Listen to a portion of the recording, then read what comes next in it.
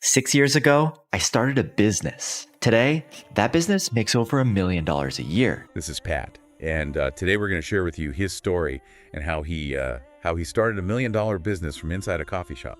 And before we get started, let me invite you to a $10,000 per month work-from-home job system. It's a free 2-hour training. The link is in the bio. Okay, so you know that feeling of wanting more, like you're stuck in a routine and you're just dreaming of something bigger. Absolutely. That yearning to create, to build something of your own. It's a common thread. I see it a lot with entrepreneurs. It's like a seed just waiting for the right conditions to sprout. Yeah, Pat was definitely feeling that way. He had a good job, lived in a vibrant city, but still felt like something was missing. He'd walk past the same Starbucks every single day thinking, tomorrow I'll start working on my idea.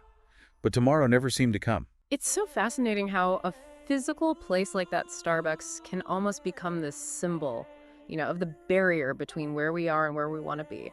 What finally pushed Pat to break through that barrier? He actually credits a book called Deep Work by Cal Newport.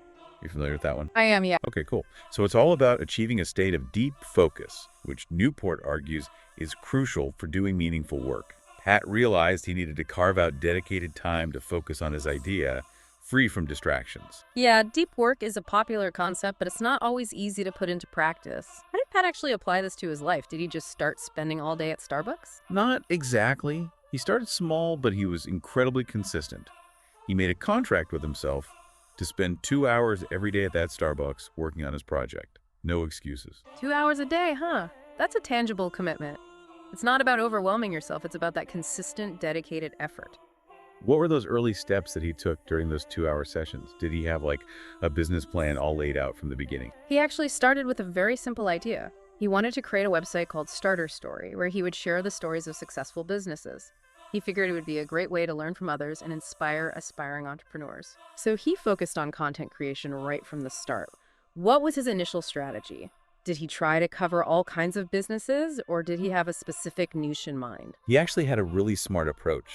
Instead of trying to be everything to everyone, he focused on a very specific niche, bootstrapped businesses that were making under $5,000 a month in revenue. Interesting. Focusing on a niche can be a really powerful way to stand out and build a really dedicated audience. Did he see results with this strategy right away? He definitely started to build a following, but it wasn't overnight success. He spent months consistently publishing stories, building his website, and growing his email list. Consistent content creation, audience building, email marketing, these are all classic elements of a successful online business. What was the turning point for Pat? When did things really start to take off?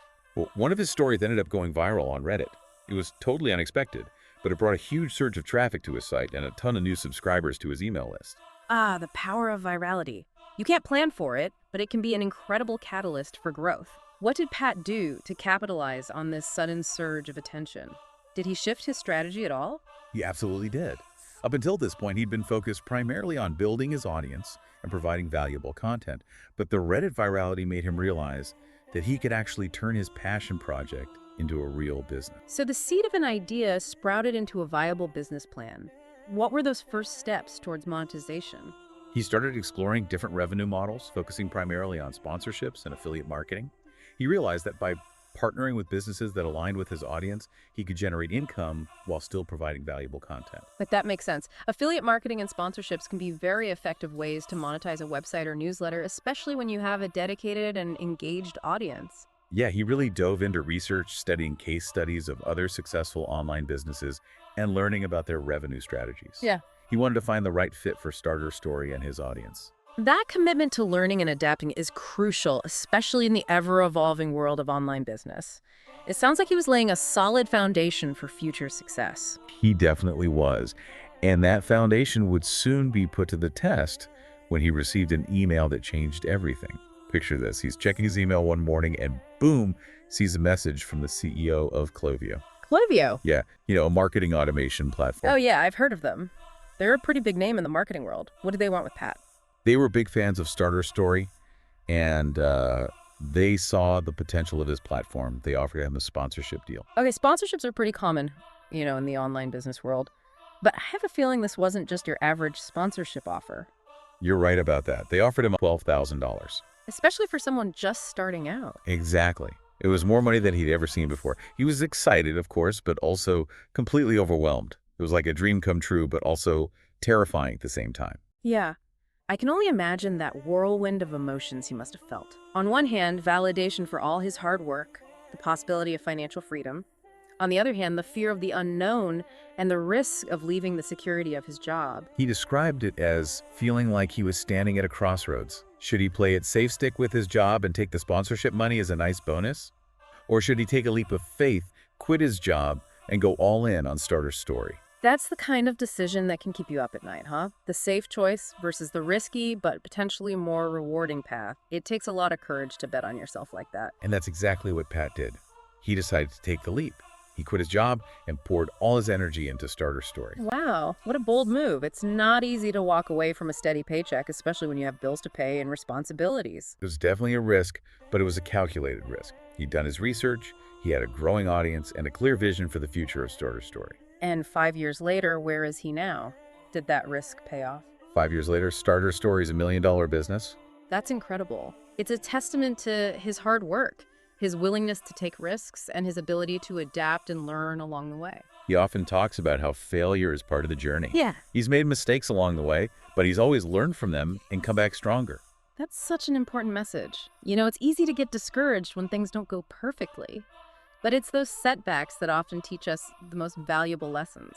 And it all started with that commitment to spend 2 hours a day working on his idea in a Starbucks. It's a powerful reminder that consistent effort, even in small increments, can lead to amazing results. It's not about having all the answers or waiting for the perfect moment. It's about taking action, even if it's just one small step at a time. I mean, it's pretty wild, right? Like going from 2 hours in a coffee shop to $1 million business.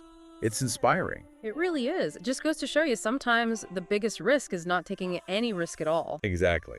He didn't have it all figured out. When he first walked into that Starbucks, he had an idea, a commitment to those 2 hours, and the drive to make it work. Yeah, and that's what's so encouraging about it. It wasn't some, grand, elaborate scheme. It was consistency, showing up and putting in the work day after day. And, he faced challenges, learned from mistakes, adapted along the way. That resilience, that willingness to keep going even when things get tough, that's what ultimately led to his success. Right. His experience shows something we often forget. Success isn't always a straight line. It's a process, a journey with twists and turns, and those detours often teach us the most valuable lessons. So as we wrap up today, what's the big takeaway? What can our listeners apply to their own lives? I think it comes back to that consistent action. Find your Starbucks, that space or time where you can dedicate yourself to your goals, even if it's just for a little bit each day. And remember, you don't need to have it all figured out to get started. Take that first step, learn as you go, and be persistent. Who knows? Maybe one day we'll be featuring your story here on The Deep Dive. Everyone has the potential to achieve great things. It all starts with that first step, that commitment to yourself and your dreams. What will your Starbucks be?